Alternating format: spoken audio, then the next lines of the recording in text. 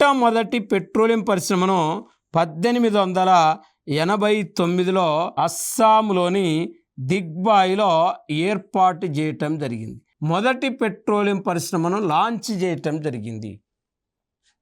మరి చూడండి, అస్సాంలోని దిగ్బాయిలో మొదటి పెట్రోలియం పరిశ్రమను ఏర్పాటు చేశారు అంటున్నాం.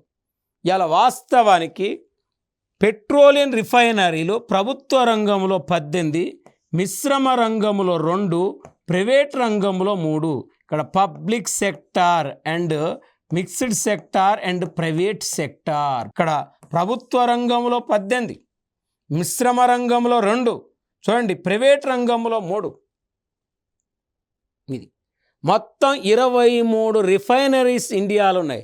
అంటే పెట్రోలియంను శుద్ధి చేసే వాటిని రిఫైనరీస్ అంటారు.